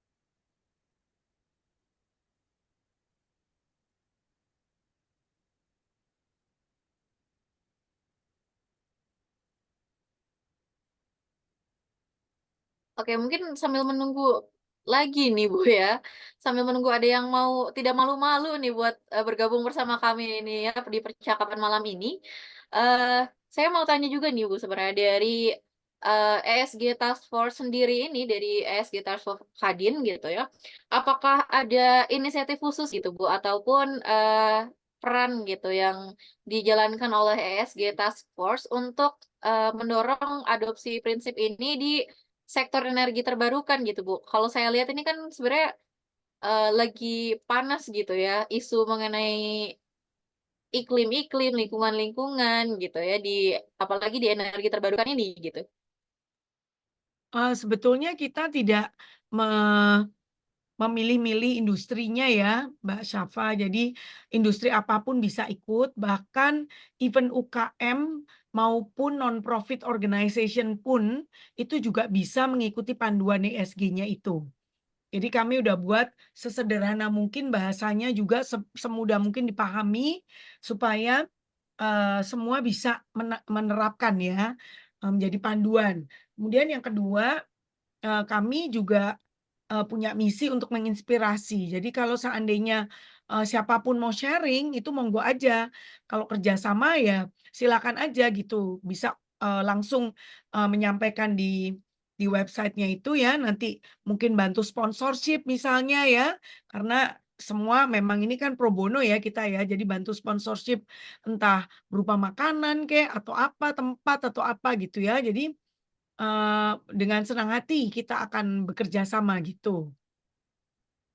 Gitu aja sih, Mbak, ini kayaknya udah ada yang nanya nih, Mbak, nih. Ya, ada nih, satu dari, "Selamat malam, saya Tina, Humas @Indonesia Hijau Official. Kami tertarik sekali dengan topik hari ini. Apakah ke depannya kami bisa berkolaborasi dengan Ibu Maria dan juga Bapak Vano? Kami baru memulai penanaman pohon mangrove di Muara Gembong, Bekasi, dan masih baru di bidang lingkungan. Terima kasih, mohon sarannya Ibu." Bapak. Kalau dengan Kadin bisa aja ya nanti, kita bisa lihat apa yang diinikan ya. Cuma, mungkin mesti agak ini juga, saya mesti, menyampaikan juga being transparan bahwa kalau untuk minta sponsor kepada perusahaan-perusahaan di Kadin mungkin mereka agak-agak susah ya karena mereka itu udah ada yang pooling fund gitu untuk program-program besar gitu ya, dan mereka ada yang komitmen setiap tahun mereka melakukan, sponsorship ya, untuk, program-programnya Kadin gitu. Nah jadi, mungkin kalau hanya mempromot programnya ini apa, dan kemudian nanti, eee, perusahaan-perusahaan itu bisa langsung menghubungi Indonesia Hijau, silakan aja gitu ya. Tapi mungkin ya kita bisa lihat nanti dikolaborasikan mungkin dengan, pihak lain yang, untuk mempromosikan ini bagaimana mekanismenya gitu. Jadi ada yang membantu sponsorship juga. Karena Kadin tuh nggak punya uang ya Bapak Ibu ya. Kita ini harus cari uang buat Kadin ceritanya. Kalau nggak bisa cariin uang ya kita harus sponsor gitu. Jadi kayak pembuatan tulisan panduan Kadin, websitenya itu semua perusahaan saya yang sponsor gitu ceritanya. Jadi itu aja sih yang perlu diketahui. Nah jadi kalau untuk mempromot, bisa banget. Nah mungkin di sini Pak Vano nih yang bisa sponsor nih. Silakan Pak. Gimana nih Pak Vano nih? Bagus. Ya, Bu Maria, tadi terima kasih ya pertanyaan dari siapa tadi? Dari Tina ya, Ibu Tina? Ibu Tina dari Indonesia Nah. Hijau Official, Ibu Tina ya. Ini menarik ya kalau kita bicara mangrove karena eh, cukup banyak sekali inisiatif ke arah mangrove atau kalau kita bicara pendekatan nature based solution ya. Jadi kalau kita bicara untuk penurunan emisi karbon itu kita tadi yang saya sempat singgung ada ke arah nature based, ada yang ke arah engineering based solution. Nah, kami pun juga melakukan hal yang sama di ILS. Kami juga mencoba untuk balancing antara engineering dan nature based solution itu. Nah, teruntuk untuk mangrove sendiri, kami juga sangat terbuka, Bu Tina ya, terhadap potensial kolaborasi yang itu nanti bisa kita coba jajaki. Terlebih kalau dari kami sendiri, kami juga cukup concern untuk dari sisi berapa penyerapan karbon yang bisa dihasilkan, sehingga itu nanti bisa kita coba untuk masukkan ke dalam beberapa inisiatif ke arah karbon manajemen itu sendiri. Nah, itu mungkin another topik ya kalau kita bicara karbon manajemen dan segala macam yang berkaitan dengan penyerapan karbon gitu. Cuman kalau dari kami sangat terbuka. Nanti silakan bisa mengunjungi web kami atau bisa melalui email perusahaan kami untuk nanti bisa kita jajaki lebih lanjut kira-kira apa potensial kolaborasi yang bisa dilakukan begitu. Kemarin kami juga sempat melakukan bersama Pertamina ya melakukan penanaman mangrove di kawasan di daerah Bali Selatan gitu untuk salah satunya untuk melakukan kompensasi terhadap emisi karbon yang dihasilkan selama proses aktivitas event yang dilakukan oleh Pertamina waktu itu. Nah, tentunya kami tidak sendiri, jadi kami juga menggandeng lokal partner yang di situ juga bisa membantu kami dalam proses penanaman mangrove dan lain sebagainya. Jadi ya sangat terbuka karena bidang lingkungan, bidang sustainability sangat luas sekali lagi. Jadi kolaborasi dan kerjasama yang bisa dilakukan itu masih sangat-sangat luas, bisa dieksplor oleh kita bersama gitu. Itu dari saya, Mbak Safa. Oke, baik. Eh, terima kasih Pak Vano, Bu Maria, jawabannya. Eh, gitu ya Bu Tina ya. Mungkin nanti bisa langsung ini kalau Pak Vano ya ke Eilish nanti.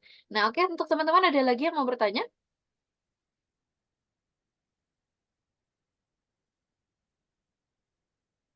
Oke, mungkin masih dari saya nih pertanyaannya. Oh, ada nih dari Raffi. Halo Raffi, boleh bisa di-unmute? Terima kasih Kak Syafa atas kesempatannya. Tapi mungkin saya mau izin, kalau saya sendiri belum bisa untuk on cam karena sedang dalam perjalanan begitu ya. Oh ya, nggak Mungkin apa-apa. saya izin bertanya untuk baik dari Kak Vano dan Ibu Maria, terima kasih atas materi yang sangat luar biasa sekali tentang ESG di perusahaan. Betul sekali. Kebetulan mungkin saya izin memperkenalkan diri kalau saya sendiri Raffi, Bapak Ibu sekalian dari Jawa Tengah. Mungkin kalau saya sendiri memang agak sedikit concern dengan potensi bisnis energi yang ada di Indonesia begitu, karena Indonesia memang baru tahap-tahap mulai transformasi energi dengan sumber-sumber energi terbarukan. Nah, kalau dari saya sendiri sangat setuju dengan yang disampaikan baru saja, di mana Indonesia memang teknologinya masih terbatas sehingga tidak menutup kemungkinan ketika kita melakukan benchmarking dengan teknologi di luar negeri itu dapat diterapkan di Indonesia dan diaplikasikan. Tetapi mungkin saya izin bertanya kepada Ibu Maria dan Kak Vano terkait dengan ESG dan perusahaan itu mungkin yang ingin saya tanyakan sebagai anak muda Indonesia yang ingin berdampak dan berkontribusi kepada bangsa, karena sepertinya anak muda itu memiliki waktu yang jauh lebih banyak untuk berkreasi begitu ya. Sehingga semisal kita ingin membuat suatu perubahan itu kan tidak mungkin dimulai dengan kita sendiri, kita perlu untuk menggandeng mulai dari tadi ESG, environment, sosial dan juga government. Nah, kalau ketika kita berbicara tentang perusahaan itu menurut Bapak Ibu sekalian itu bagaimana sih cara anak muda itu bisa masuk ke dalam suatu ekosistem perusahaan ketika kita ingin menawarkan sebuah inovasi-inovasi yang unik di masyarakat begitu. Semisal di Indonesia ini kita masih menggunakan pembangkit listrik tenaga matahari. Nah, anak muda itu bisa nih membuat tenaga listrik matahari PV tapi dengan inovasi tenaga air hujan, karena Indonesia itu kan mungkin dari yang saya lihat itu energi kita itu berbeda dengan di luar negeri, maka dari itu saya sebetulnya sangat mengangkat konsep kearifan lokal, karena Indonesia itu perlu disesuaikan dengan geografisnya, iklimnya begitu, sehingga tidak bisa yang hanya PV saja begitu. Jadi kita perlu menambahkan inovasi-inovasi lain. Nah, mungkin kembali ke pertanyaan saya tadi, kira-kira bagaimana sih anak muda bisa membawakan ide tersebut? Karena kan pasti untuk ke perusahaan tadi seperti CSR itu sendiri Pertama adalah untuk kalau energi terbarukan, tentu kalau dari yang saya sering dengar dan juga mengikuti berbagai macam seminar itu sepertinya yang pertama adalah profit dan lain sebagainya, baru nanti proyeksinya adalah ke emisi karbon dan lain sebagainya. Itu kira-kira bagaimana sih Bapak Ibu untuk anak muda bisa masuk ke situ, sedangkan ketika kita berbicara startup mungkin belum banyak hal yang bisa kita tawarkan begitu ya, apalagi kalau masih dalam masa pengembangan, mungkin kita ingin bagaimana perusahaan itu bisa melirik kita begitu. Mungkin itu dari saya. Terima kasih. Mungkin Ya, Pak Vano terima dulu kasih kali Kak ini. Raffi ya. Pak Ya. Vano dulu aja Mbak Safa. Boleh, boleh. Gimana Pak Vano, biar saya dan Kak Raffi ini gitu bisa joinan nih sama SG ini nih. Iya, oke baik terima kasih ya tadi Mas Raffi ya dari Jawa Tengah. Pertanyaannya menarik terkait anak muda ya, anak muda sekali. Kita kita semua masih berjiwa muda ya. Bu Maria juga masih berjiwa muda ini. Saya melihat semangatnya luar biasa untuk teman-teman adik-adik di sini. Jadi kita memang diuntungkan ya Indonesia ini punya ya mungkin teman-teman juga sering mendengar ya ada bonus demografi begitu. Kita diuntungkan dibandingkan negara-negara lain bahkan sekelas Jepang yang sekarang sedang mengalami apa namanya gap ya antara usia muda yang produktif dengan usia tua yang cukup jauh gitu. Kita sangat muda. Namun tadi bagaimana eh, anak-anak penggerak ya, penggerak atau agen perubahan di sini ini bisa mendorong gitu, mendorong adanya inisiatif ke arah ESG ataupun bahkan ke arah sustainability secara luas begitu. Nah, eh, ini sebenarnya kalau saya melihat ini nanti mungkin Bu Maria bisa menambahkan ya. Kalau dari saya mungkin di usia kuliah waktu itu ya di bangku kuliah mungkin sekitar 7 tahun 8 tahun yang lalu itu mungkin exposure ataupun kesempatan untuk belajar, kesempatan untuk mendapatkan sebuah program-program ataupun platform-platform yang itu kita bisa contribute atau bisa initiate sesuatu itu mungkin tidak semasif sekarang gitu. Saya terkadang juga cerita ke teman-teman di kami di perusahaan kami di ALS yang baru lulus gitu. Saya sering cerita gitu. Saya iri ya dengan teman-teman di sini yang sekarang itu sudah banyak sekali program-program platform ataupun media-media yang bisa digunakan gitu untuk mengembangkan sesuatu, untuk menyuarakan atau untuk menginisiate sesuatu gitu. Artinya apa? Artinya justru di sini kesempatan buat teman-teman sangat terbuka lebar gitu. Eh, Artinya ketika kita bicara bagaimana memulainya itu memang kita tidak perlu melakukan atau memikirkan hal yang terlalu besar dulu. Kita lakukan dengan hal yang paling simpel, yang sangat simpel begitu. Contohnya mungkin ya ini izin saya sedikit cerita ya terkait dulu waktu saya melakukan atau memulai gitu inisiasi-inisiasi ini tuh ya kami memulainya saya memulai dengan suatu hal yang kecil waktu itu. Sesederhana apa? Sesederhana kita eh, punya tulisan. Saya punya tulisan waktu itu. Tulisan itu saya kirimkan ke sebuah perusahaan untuk bisa nggak disupport gitu, untuk dibantu riset. Itu sangat-sangat mungkin apa ya? Waktu itu sangat random juga ya. Eh, Waktu itu juga saya coba telepon beberapa perusahaan yang waktu itu saya sempat riset di bidang sawit dan yaitu saya butuh support gitu. Bagaimana ya bisa masuk gitu. Saya coba telepon satu-satu perusahaan waktu itu. Masih ya mungkin di semester 6 5 atau 6 ya. Waktu itu dengan keterbatasan jejaring, dengan keterbatasan ya network seperti itu akses ke perusahaan ya yang harus kita lakukan mencoba dulu gitu. Waktu itu saya mencoba teman-teman juga di kondisi sekarang yang sudah sangat dipermudah ya dengan segala sesuatunya gitu. Internet semakin maju gitu, platform semakin banyak. Itu juga saya rasa akan semakin luas juga buat teman-teman untuk memulainya, untuk mencobanya gitu. Dari apapun yang teman-teman sudah lakukan atau yang teman-teman sukai gitu. Suka menulis, suka riset gitu. Contohnya kemarin saya juga sempat bertemu dengan salah satu teman-teman startup gitu ya. dia mengembangkan solar PV yang itu diintegrasikan dengan mesin atau ya mesin micro bubble gitu ya untuk meningkatkan kualitas air. Itu sangat bagus gitu. Menurut saya, wah ini ide yang sangat bagus dan sangat sayang kalau hanya berhenti di on paper saja gitu, publikasi saja gitu. Karena ya kami punya inisiatif untuk bagaimana itu bisa di scale up, bisa dibantu, didorong. Kita bisa coba untuk jadikan itu sebagai sebuah project bersama, menjadi sebuah joint study atau joint development untuk bisa mencapai ke tahap scaling up itu gitu. Nah, hal-hal seperti itu ya tidak akan bisa dilakukan ketika mereka tidak mencoba dulu gitu, dan akhirnya saya pelajari, wah ini menarik nih gitu.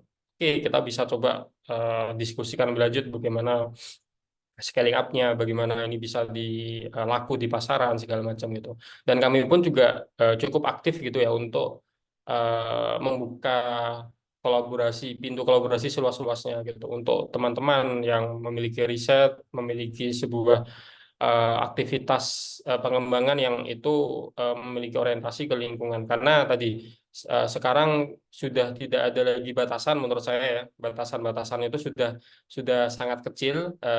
Mari kita sama-sama manfaatkan itu ke arah yang positif gitu, dengan kolaborasi bersama, dengan sama-sama mengembangkan ke arah yang lebih baik gitu. Dan tadi saya menambahkan tadi ya ke Mas Raffi tadi, ya silakan kalau semisal baik Mas Raffi atau teman-teman memiliki sebuah inisiatif yang itu eh, dinilai, teman-teman menilai dan cukup yakin itu punya potensi, kita bisa sama-sama mulai gitu. Mulainya dengan tadi bisa reach out ke siapapun itu. Misal teman-teman di sini ada ya ini kita bisa bertemu gitu ya. Saya bisa bertemu dengan Mas Raffi di sini, bisa jadi nanti Mas Raffi kontak saya via LinkedIn misal, say hello dan bisa sampaikan apa yang diinginkan segala macam. Hal-hal seperti itu kan sekarang sudah sangat mudah ya gitu. Beda sama yang mungkin nanti Bu Maria bisa bercerita yang lebih senior lagi ke belakang itu, pasti challenge-nya luar biasa lagi gitu. Dan teman-teman sekarang di era yang sekarang semuanya serba mudah, saya rasa tidak ada lagi tadi ya apa hambatan untuk teman-teman bisa terus maju gitu. Dan saya, Bu Maria dan teman-teman di zona EBT juga yang sudah menginisiasi acara ini, saya yakin sudah memiliki niatan gitu ya, tujuan untuk mendorong teman-teman untuk bisa apa namanya mengeksplor apa potensi yang bisa dimiliki dan bisa membantu lingkungan ini lebih baik gitu. Itu mungkin dari saya, Mbak Safa ya, Ya. dan Mas Baik. Raffi seperti itu. Oke, Mbak, ini berarti waktunya tinggal 5 menit ya, mungkin saya 2 menit aja Siap. sharingnya. Ya, ini terima kasih banyak Mas Vano ya, ini bagus banget ceritanya. Jadi kalau saya nih Mas Raffi, pertanyaan pertama kepada diri Anda adalah, apakah Anda mau melakukan sendiri inisiatif, Anda menjadi social entrepreneur, ya, change maker gitu, atau Anda mau membuat perubahan melalui suatu perusahaan yang besar? Jadi tergantung itu aja, karena approach-nya beda ya. Kalau tadi yang Mas Vano sampaikan, Pak Vano sampaikan adalah apabila Anda punya ide ya, inovasi, lalu coba ditawarkan ke perusahaan gitu. Itu bagus sekali ya. Yang penting perusahaan yang ditawarkan itu harus ada kaitannya dengan bisnisnya dia gitu. Kalau nggak ada kaitan sama bisnis dia, dia pasti males men-support. Itu ya. Nah, kemudian kalau Anda mau, Anda sendiri bekerja di perusahaan yang besar, tapi ke depannya mau perusahaan yang bagaimana, menurut saya, eee, yang paling penting sekarang buat anak muda itu adalah education. Harus belajar knowledge of the future. Knowledge of the future itu adalah sustainability dan ESG. Nah, ini saya sedikit promosi di MM Sanata Dharma. Itu saya nggak dapat apa-apa ya Bapak Ibu, saya benar-benar pro bono bantuin mereka. Emang saya senengannya pro bono Pak Vano. Jadi saya benar-benar pro bono bantuin. Tapi karena itu saya mengerjakannya dengan hati dan saya tahu persis itu kurikulum bagus, lebih baik sekolah dulu. Nah, jadi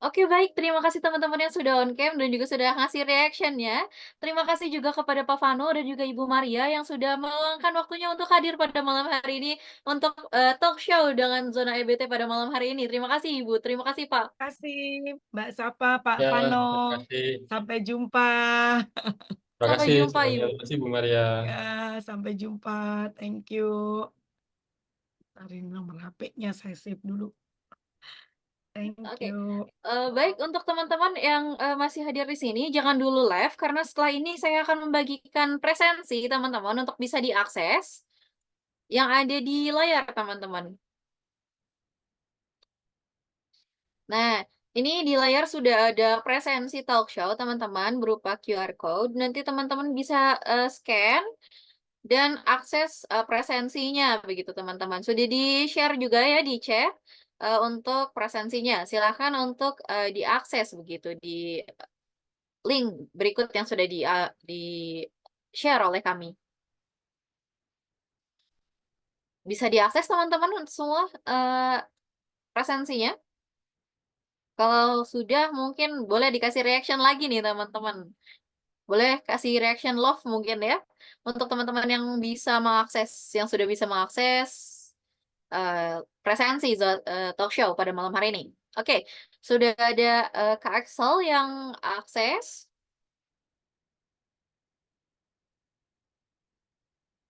Mungkin yang belum bisa akses boleh juga sambil di SS gitu ya. Nanti boleh diakses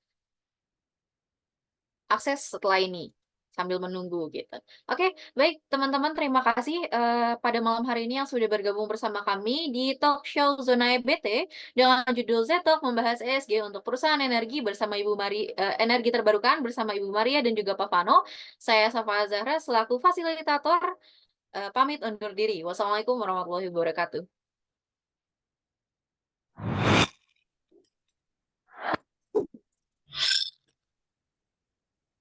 Energi merupakan kebutuhan pokok bagi kehidupan manusia. Dengan energi, manusia bisa menerangi rumah, memasak, dan bahkan berkendara. Energi juga merupakan ujung tombak sektor kehidupan dunia, mulai dari pertanian, pendidikan, kesehatan, transportasi, dan bahkan ekonomi. Sayangnya, dengan adanya penggunaan energi yang masif, dihasilkan pula limbah yang sangat besar, yang saat ini telah merusak lingkungan kita. Apalagi sampai saat ini, dunia masih sangat bergantung kepada energi kotor yang tak terbarukan. Hal ini membuat bumi diracuni polusi, membuat lingkungan rusak, dan mengakibatkan emisi gas rumah kaca meningkat. Dengan kata lain, kehidupan kita sedang terancam, dan apabila energi yang kotor ini tidak segera ditangani, maka iklim dunia akan semakin parah, sehingga perlahan tapi pasti akan menghancurkan kehidupan di bumi ini. Salah satu penyebab masalah tersebut adalah masih lambatnya laju transisi dari energi kotor menjadi energi baru terbarukan, terutama di Indonesia. Namun ironisnya, masyarakat sendiri masih kurang terpapar akan informasi dan edukasi mengenai energi baru terbarukan, padahal mereka merupakan penggerak bagi transisi energi kotor menjadi terbarukan. Maka dari itu, di era kemajuan informasi ini diperlukan platform yang mampu mensinergikan antara sumber informasi dan edukasi mengenai energi baru terbarukan. Menjawab tantangan zaman, zonaebt.com hadir berdiri sejak April tahun 2021 sebagai platform media informasi dan edukasi terkhusus energi baru terbarukan. Zonaebt.com menyajikan informasi-informasi hangat mengenai perkembangan energi terbarukan di Indonesia yang tentunya dikemas dalam konten menarik. Kami percaya masyarakat memiliki andil yang besar untuk menggerakkan perubahan, dimulai dengan hal kecil, yakni kesadaran akan keberlangsungan energi terbarukan di sekitarnya. Guna memberi informasi dan edukasi menyeluruh kepada masyarakat, kami mengulas berbagai informasi energi terbarukan dalam beberapa kategori, yakni aneka energi baru terbarukan, kendaraan listrik, bisnis terbarukan, lingkungan, dan lain sebagainya. Saat ini, jangkauan informasi Zona EBT sudah tersebar ke penjuru negeri. Sesuai dengan moto kami, sebar terbarukan. Mari ciptakan masyarakat yang sadar akan energi baru terbarukan bersama Zona EBT.